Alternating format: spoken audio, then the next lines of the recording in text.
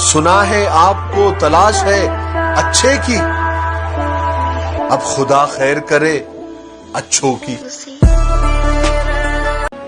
निशान सजदा पेशानी पर सजा कर, यूं गुरूर न कर, वो नियतों से नतीजे निकालता है। 50 बारातियों को लेकर जो आजकल पुलिस और सरकार के डर से शादियां हो रही है ना, अगर यही रिवाज ऊपर वाले के डर से कंटिन्यू हो जाए तो कसम खुदा की बहुत सारे बेटियों के बाप कर्जदार होने से और सुसाइड करने से बच जाएंगे। डरो ऊपर वाले से। कभी कभी तो लगता है कि औरत होना ही एक सजा है, कि न पढ़े तो अनपढ़ जाहिल, पढ़ लिख ले तो पढ़ाई का घमंड, शादी न करे तो बच्चला नकचड़ी, शादी कर ले तो अब आया उठ पहाड़ के नीचे, सबसे मिलकर रहे तो चालाक हो गई, मिलकर न रहे तो घमंडी हो गई, पढ़ लिख कर अगर घर संभाले बच्चे संभाले तो इतने साल पढ़कर क्या फायदा हुआ, कोई नौकरी कर ले तो देखो पर निकल गए, मिलने जुलने लगे तो चलता पुर्जा है, और न करे तो छोटी सोच वाली है।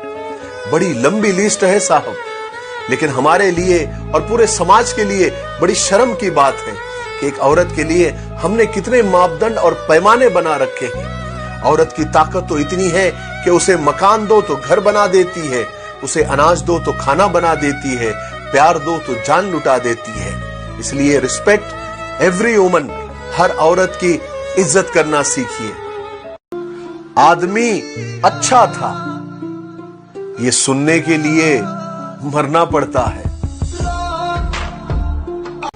कभी कभी रिश्तों में फासले लाना भी जरूरी होते हैं, ताकि आपको पता चले कि वहां पर आपकी अहमियत और जरूरत है भी या नहीं, या आप खुद ही बोझ बनकर उन पर लदे हुए हैं।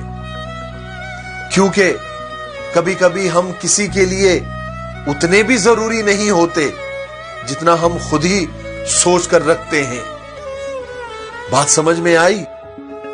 मैंने जिंदगी को आसान बना लिया। कैसे? सोच को बड़ा कर दिया। जो साथ चलता रहा उसको रोका नहीं, और जो रुक गया उसको साथ चलने को नहीं कहा।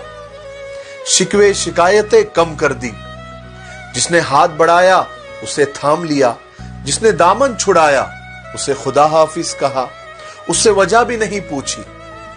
लोगों से उम्मीदें लगाना छोड़ दी, मिलना जुलना कम कर दिया, ख्वाहिशें कम कर दी, किसी से माफी मांग ली, किसी को माफ कर दिया, और इस तरह मैंने जिंदगी को आसान कर दिया।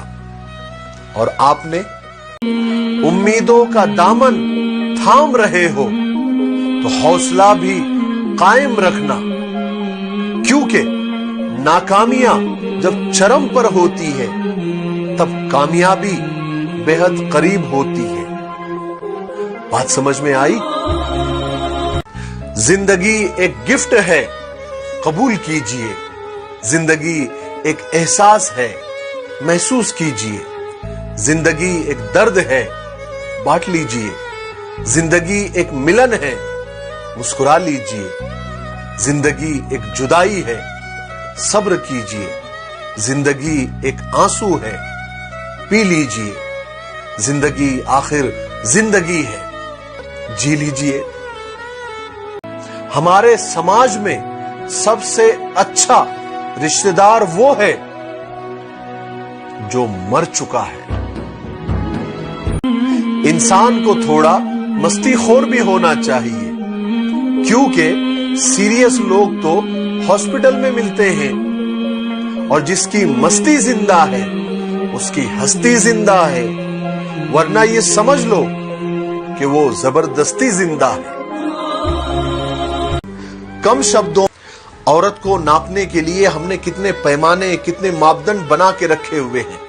औरत का लिबास, उसकी आवाज, उसके हाथ पांव, उसकी शक्ल सूरत, औरत के हाथ की बनी हुई गोल रोटी, उसके हाथ के पके हुए खाने का नमक, उसके हाथों में चढ़ा हुआ मेहंदी का रंग, उसके खानदान, उसके माँ बाप, उसकी फैमिली, उसके मालो दौलत का स्टेटस, उसकी तालीम, उसका एजुकेशन, अच्छी से अच्छी औरत भी इन सारे स्टेजेस को पार भी कर ले, फिर भी लोगों के हिसाब से उसमें कुछ ना कुछ कमी दिख ही जाती है। सोचता हूं मर्द के किरदार को नापने का क्या पैमाना है? सिर्फ अच्छी नौकरी, अच्छा बिजनेस उसकी सारी कमियों पर पर्दा डाल देती है। हद है। जिस तरह हर मर्द को पाकीज़ा, शरीफ और बा किरदार लड़की चाहिए होती है, ठीक उसी तरह हर औरत को भी बेशुमार औरतों में बटा हुआ और बहुत सारी औरतों का झका हुआ झूठा मर्द भी नहीं चाहिए होता है। Respect every woman. पहले 20 रुपए के लेदर बॉल के लिए 11 दोस्त पैसे इकट्ठा किया करते थे और आज अकेले बॉल ला सकते हैं, मगर 11 दोस्त इकट्ठा नहीं हो सकते। हाय रे जिंदगी। आपने अक्सर लोगों को यह कहते हुए सुना होगा कि हमारी बहू बेटी जैसी है। क्या आपने कभी यह सुना कि मम्मी बिल्कुल पापा जैसी है? नहीं ना, क्योंकि मम्मी मम्मी होती है, पापा पापा होते हैं। उन्हें किसी के जैसा होने की जरूरत नहीं है।